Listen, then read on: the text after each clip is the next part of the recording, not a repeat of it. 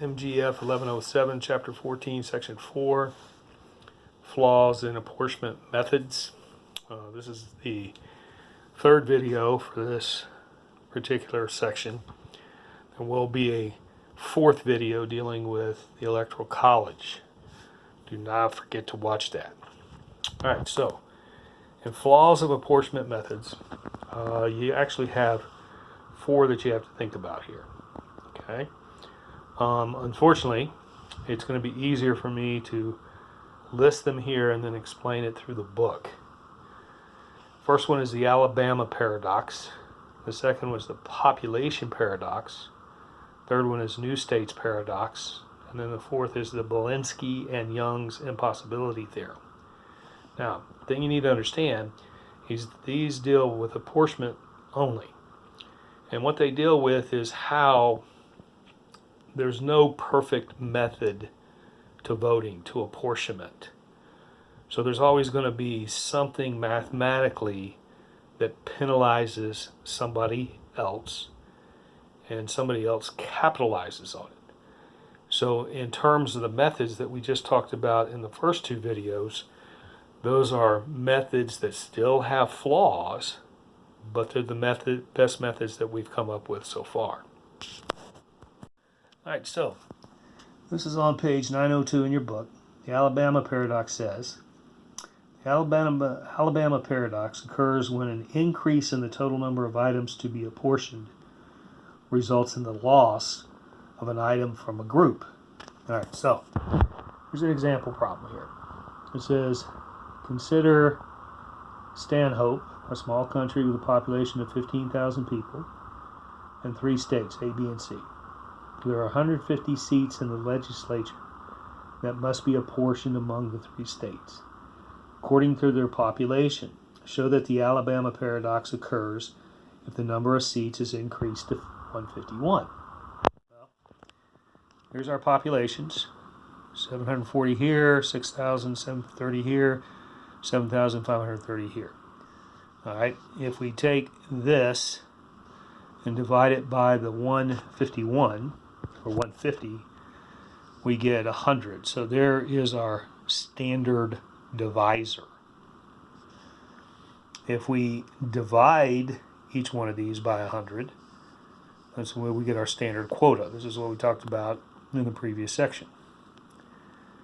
And so if we round these by the lower quota, round them down, 67, 67, 75, we get 149. Using Hamilton's method and rounding up,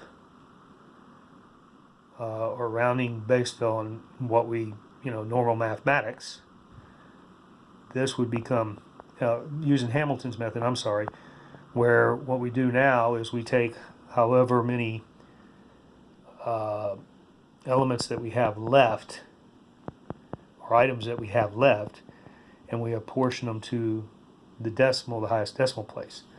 So because when we divided by the standard divisor, we got a 7 and we had a lower quota, we got 767, 75, that added up to 149.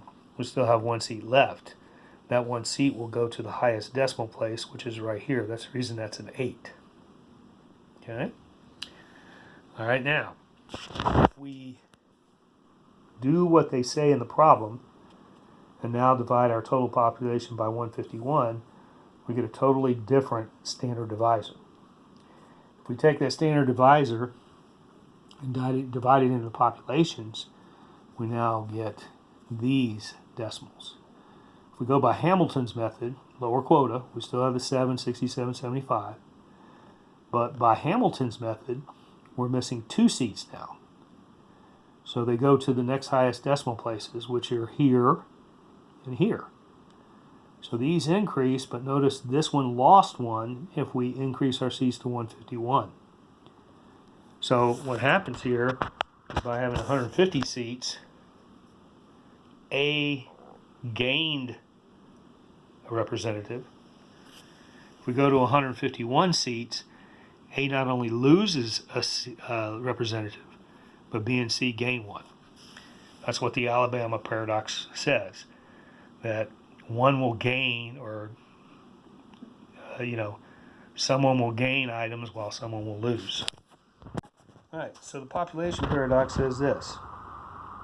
Population paradox occurs when Group A loses items to Group B, even though Group A's population increased at a faster rate than Group B's. So let's look at this example. This is on page 903. Consider Alexandria a small country with a population of 100,000 and 3 states, A, B, and C. There are 100 seats in the legislature that must be apportioned among the 3 states using Hamilton's method. Same thing we did before. Remember, Hamilton's method is we're going to take a lower quota. If we have anything left over, they go to the next highest decimal place. Okay? So, what we do is we're going to take that 100, divide it into 100,000, which gives us our standard divisor, and then divide our standard divisor into here, and we get our standard quotas. When we round down, this is a 23, 5, and 70, which means we have 2 seats left.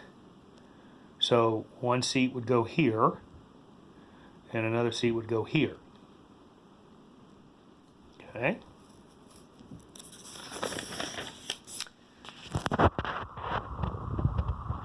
Now it says, suppose that the population increases according to the table on 14.8. All right, so look at the increase in population. A had 23,527.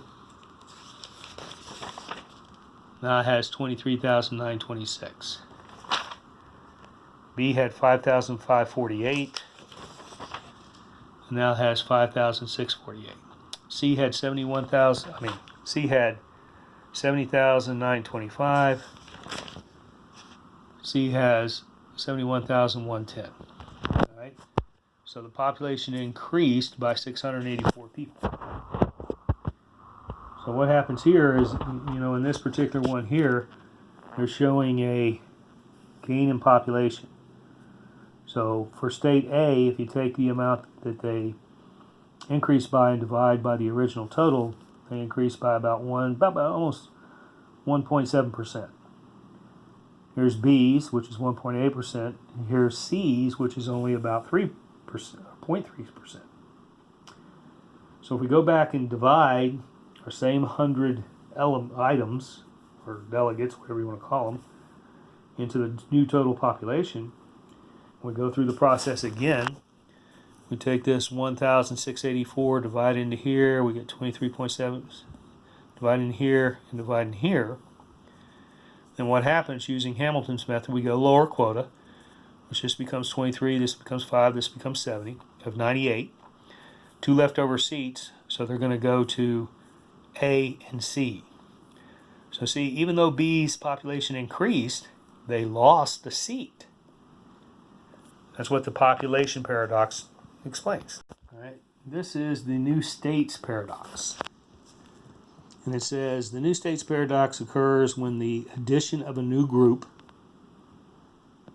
and additional items to be apportioned reduces the previous apportionment of another group. Now this one here says the Oklahoma Public Library System has received a grant to purchase 100 laptop computers to be distributed between 2 libraries, A and B. 100 laptops will be apportioned based on the population served by each library. The apportionment using Hamilton's method is shown below. So again, we take our 100, divide into 10,000, we get 100. That's our standard divisor. We divide into this, we get 21.45, 78.55. Round down, we get 28, 78. That gives us 99. We have 1 left over. This has a higher decimal place, so this gets the extra one. Okay, then it says, let's see. Suppose that an anonymous donor decides to donate money to purchase 6 more laptops, provided that a third library, C, that serves a population of 625 is included in the apportionment. So see how we're increasing, or we're gaining a library.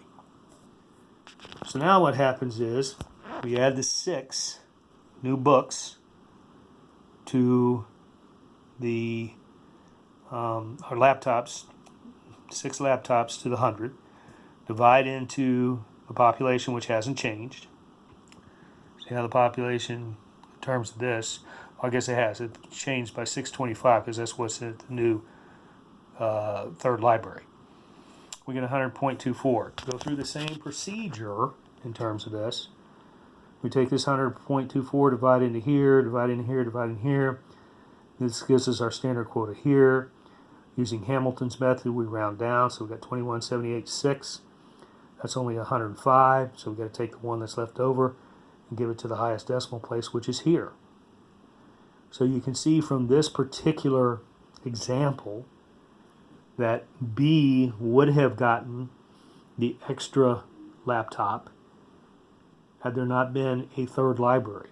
When we increase the library, B loses it, A gains it. And Walensky and Young's impossibility theorem is pretty easy. It says there is no perfect apportionment method that satisfies the quota rule and avoids all known paradoxes. So it's just telling you, nothing's perfect, not in math. All right?